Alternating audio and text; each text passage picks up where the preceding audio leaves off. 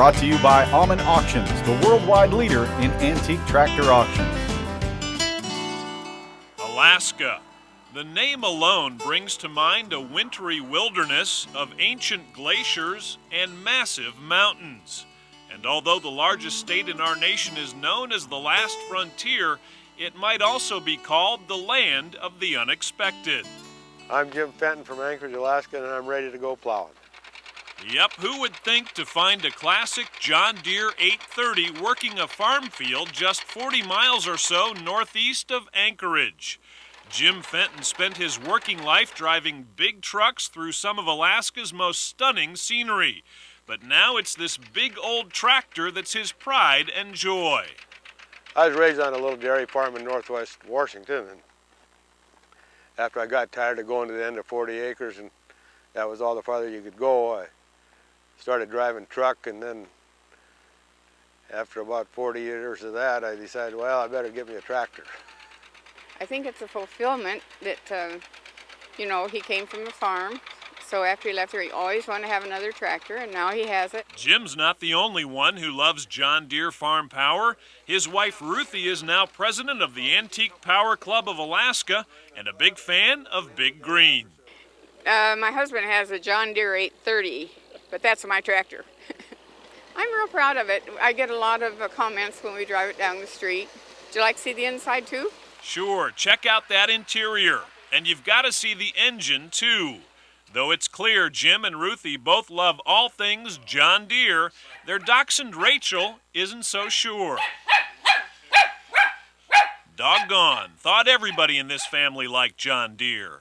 Well, anyway, let's take a closer look at this 830 built in Waterloo, Iowa and sold new in 1960, the year after Alaska became a state. Well, it was the biggest two-cylinder they made, and it was the last of the series.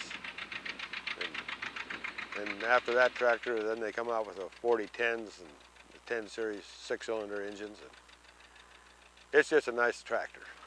Well, the good thing about them, they didn't burn very much fuel. They've done a lot of work for the amount of fuel they burn. This tractor's got fluid in the tires, and it weighs at least 12,500 pounds. Well, I like it because it's a standard tread tractor. It rides better. Got good sized fenders on it so the dirt isn't blowing on you. And I guess the sound has a lot to do with how you like it. It just sounds good. The last of John Deere's long line of two-cylinder tractors, the 830 was equipped with a wide front end, power steering, a sturdy diesel engine, and nearly 70 horsepower at the drawbar. Yeah, it pulls good. It don't die off on a hard pull, it just keeps pulling. Maybe a little smoke starts coming. It's good. It took them a long time after they quit building two cylinders to get the fuel economy back and what they're using today. I've got a block heater on this thing, but just in case I want to run it someday when I'm stupid and really cold, but it starts good. Anyhow, it just takes a little while to warm it up, so with the starting engine, but it gets warm. Jim's 830 has been featured on the cover of Green magazine.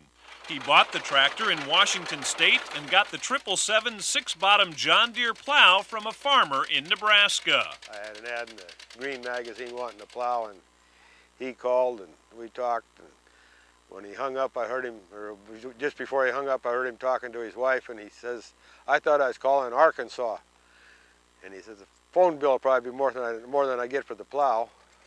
The moldboards had black paint on them, and when I started off in second gear, making the first pass, I was wondering what I bought, because I wouldn't hardly pull it. The paint on the muffler started burning, and finally I got the paint wore off, and then it pulled it pretty easy after that.